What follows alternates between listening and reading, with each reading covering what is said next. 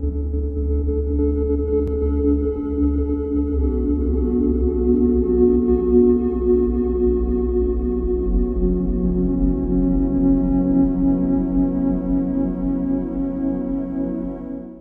matter of fact, we can't even pinpoint where it is in time and space. And they will completely do something that shows us infinite possibilities rather than one. But the second we look at it, all of a sudden, boom, does exactly what we would expect from it to do based on our own beliefs of how physics works.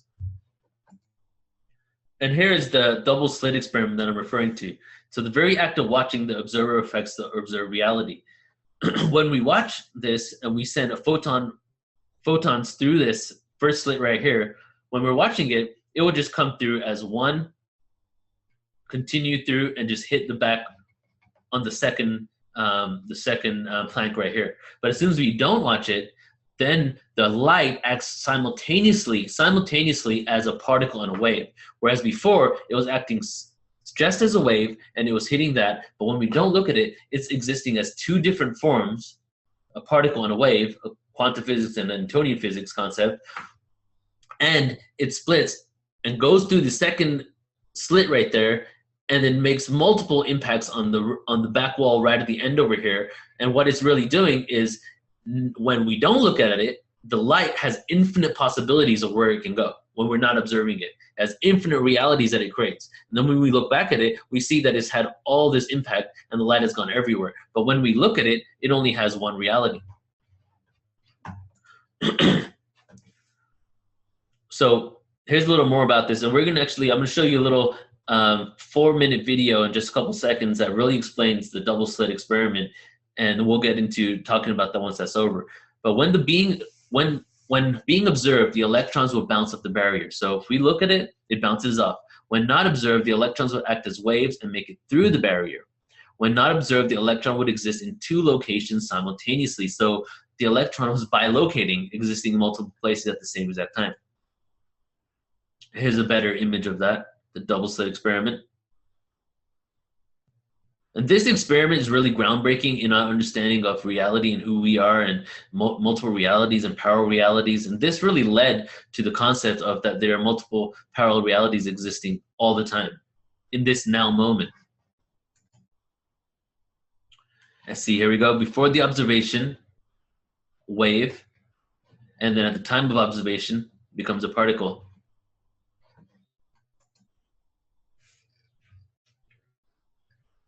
So the particle representation, when you look at it and you see the particle, that actually shows us and that it actually exists in a particular space and time. It actually exists. So when we look at it, it exists. But when we don't look at it, the wave representation asserts an uncertainty of location until the entity is observed. So this leads me to the concept that the saying, if you will, if a tree falls in the forest, does it make a sound? According to this, no, it doesn't. According to quantum physics, if a tree falls in the woods and we're not observing it, it does not make a sound. But Newtonian physics says that it does. Does the world, so this is a question that we need to ask ourselves, really. Does the world we live in really exist when we aren't looking? Or is it just frequency passing us by? I would say that it's both. I would say that the paradox is that the world exists and it doesn't exist. It's just frequency just having all these experiences in it, but the frequency has created this reality for us that feels real, we know is real, we can explore. It's become a reality to us. So even though we can prove that everything is just frequency and vibration, we can also prove that everything is actually solid and existing right here and now. So there's another paradox that quantum physics brings forth. There's a saying that we are one speck of light experiencing itself infinitely and in multiple forms. When I first got into esoteric wisdom, I went to expos and listened to different speakers. I heard this term quite a few times. And basically the whole premise is that there's just one speck of light, and the light is just going fast as anything, just like creating multiple experiences within that range of frequency. There's multiple experiences. So all we really are is this one frequency vibration that is experiencing itself infinite ways, in all ways possible, at every frequency level that it can be, and in multiple forms simultaneously. Why is this important? Well, quantum physics is the bridge that is needed now to bring the sciences and spiritual traditions in the world to glide together. So it's time now really for us to bring the two modalities together. When we bring quantum physics and spirituality together, we can not only justify, rationalize, and come through a logical standpoint to spirituality, which is considered to be blind faith and just believing in something, but we can start understanding that, wow, we can prove that this is real. And once we know the spiritual stuff is real, then we'll spend more time on it, spend more money on it, research it. A lot more people will get into it. And then we can truly create the world that I want to live on this planet, which is a world where we exist in harmony and in oneness with everything.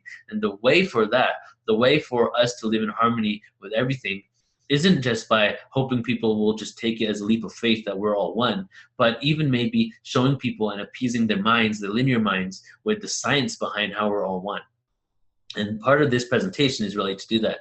Nassim Haramein is one of the biggest people in my life that really led me into a lot of this awareness, because he proved that we're all one through mathematics. He's showing us that the mathematical equations of oneness. So this is just the beginning stages right now. Once we're just doing these presentations, getting this awareness out there, it's just the beginning of the shift. And then ultimately, we're going to live in a world where this is just going to be mainstream common knowledge. That, oh yeah, quantum physics and spirituality, they're just one and the same. It's also the science where all religion was derived. When I was doing research on ancient civilizations back in the day, and then also for my last presentation, I came to a realization that all of these ancient stories were talking about frequency, whether it was sound and frequency, or whether they were talking about specific tones, or even having depictions of wormholes in the scriptures, like the Sumerian scriptures. The serpent in some of the Sumerian scriptures actually represents a wormhole. There's a Sumerian tablet in which there's a huge Anunnaki god, and then there's a serpent, and then the serpent's mouth is open with a human coming out of the other side with a DNA strand. And what they say, the translation for that is the quantum physics and the science that was used by the Sumerians to manipulate the DNA of the human and then travel through from their planet to our planet using quantum physics technology to come to our planet. And there's a lot of other evidence in other scriptures that we found all over the world that show that the serpent represents their science, their understanding and wisdom. But what was their science back then? Their science wasn't biology and chemistry like we know it. Their science was quantum physics. They didn't even have to deal with chemicals on the level that we deal with in chemistry, for example. When you deal with quantum physics and you deal with everything on the subatomic level for chemistry and for biology, you can fix everything at the root, at the quantum level, before you even need to deal with manipulating chemicals together on this third-dimensional reality that we're in, or even dealing with biology and trying to repair certain organs in the body through surgery. You wouldn't need any of that. You can go and just shift the frequency of the cell, and the cell will just get back into harmonic alignment. The universal language is math. So we all know that. This is important because the universal language is mathematics. We know that the universe is made out of equations and science, and the way the black holes are formed have this science and this equation to it. The way the galaxy spirals have the same equations to it. So the universal language is math. And the mathematical intervals that we use to describe the universe are the same intervals that we actually use for music. So therefore, the universal language is music. The universal language is sound and frequency. And here's an equation that I came up with. So the universal language to me is quantum physics, because quantum physics is the mathematics of sound and vibration. The mathematics of sound and vibration is quantum physics. So the universal language of quantum physics equals the mathematics of the vibration of the universe. Check out what Albert Einstein said. He said, concerning matter, we have all been wrong. What we have called matter is energy, whose vibration has been so lowered as to be perceptible to the senses. There is no matter. Albert Einstein, founder of the theory of relativity, discoverer of all these sciences, helped create the atom bomb, helped understand all of this awareness, and just like brought so much to this human experience for all of us. Even he is saying that matter doesn't exist. From all of his understanding, he knows that there is no matter. Quantum physics hasn't become what it has become now when Albert Einstein was around, but just from him perceiving things, he was like, wait a second, this just doesn't look right. There is no matter. Vibration has been lowered down so that we can perceive it with our senses, eyes, ears, nose, taste. We already know that we only perceive a certain frequency of light, that we can only perceive certain light frequency. That's common knowledge. So why is it that it isn't common knowledge that we can also only hear a certain frequency range and experience a certain frequency range? We know that dogs, the dog whistles, for example, humans can't hear it because it's at a frequency that only the dog ear can perceive. So it's the same exact thing. Every single one of our senses has a range of frequencies that it's able to experience. So if that's the case, doesn't it mean that there are other experiences out there at other frequencies that we now know exist that we probably can't even experience at all?